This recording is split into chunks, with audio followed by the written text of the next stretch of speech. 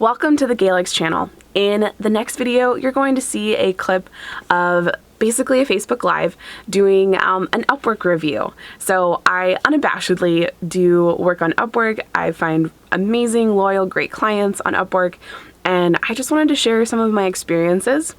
Some have been good, some have been bad. I also include a little bit of history and some other things of Upwork and what you can expect. So check out the clip.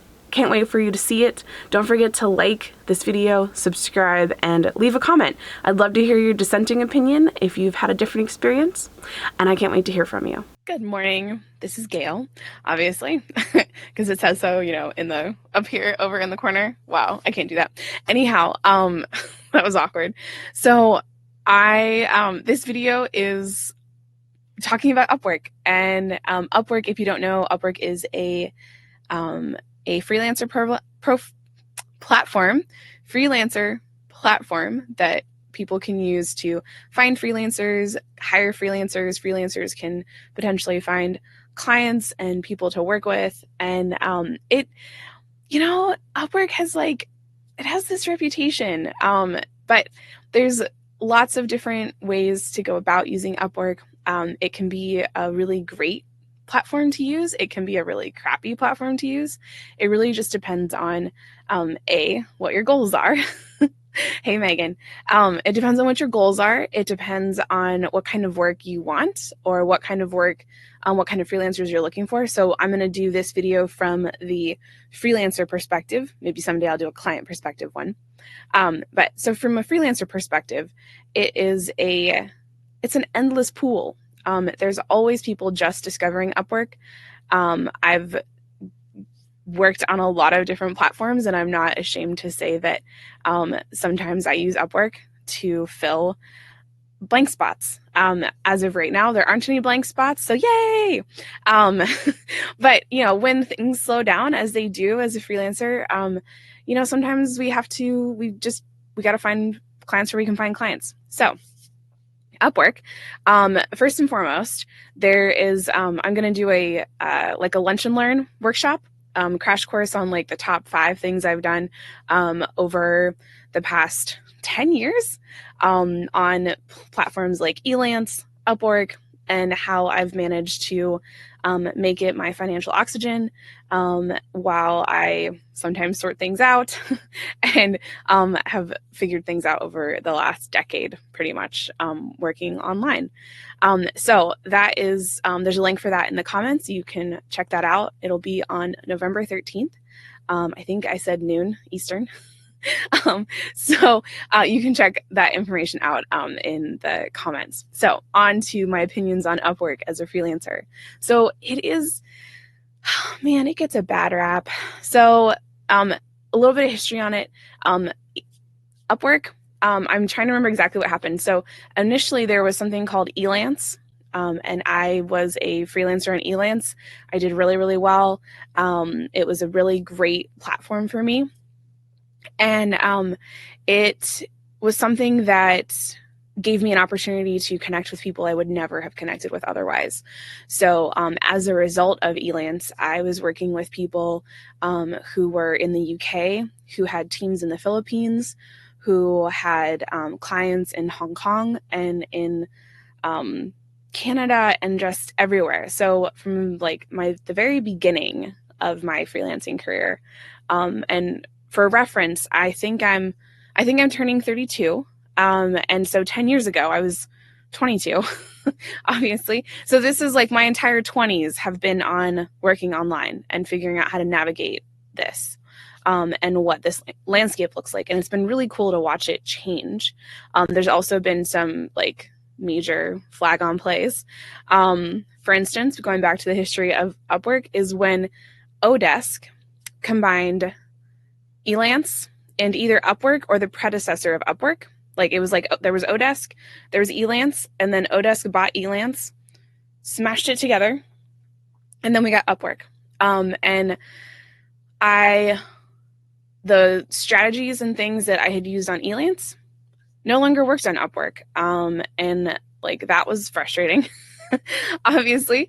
And I think actually right around that time is when I was like, all right, I'm going to keep the clients I have that I've gotten from Elance, and I'm going to go and I'm going to network in my hometown, in my town where I live in real life, and try and branch out locally a bit.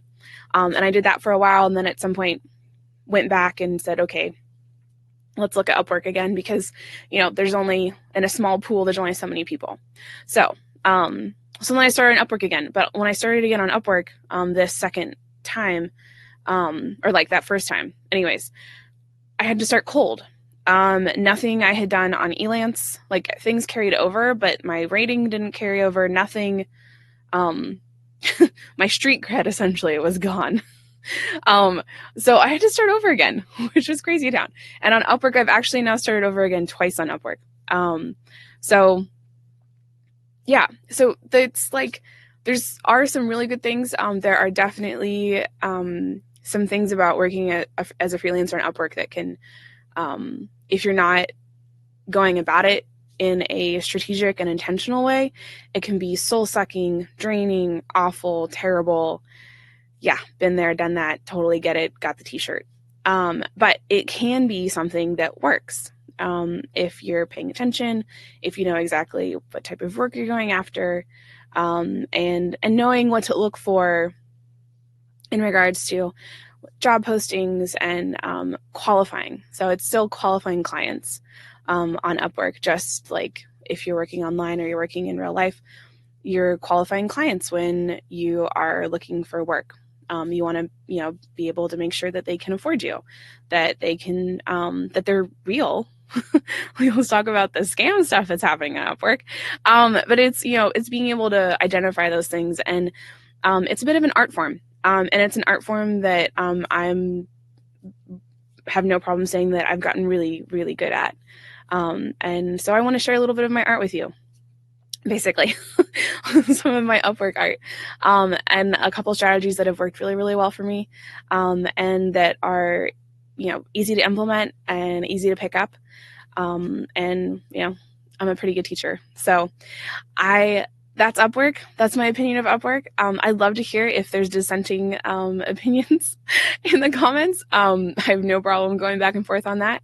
In the Lunch and Learn, I'll also share a couple of really amazing resources to for people that like are really kicking butt on Upwork and are, you know, teaching in depth what they're doing. So this isn't going to be a how to use the platform, like from a tech standpoint. It's going to be high level strategy.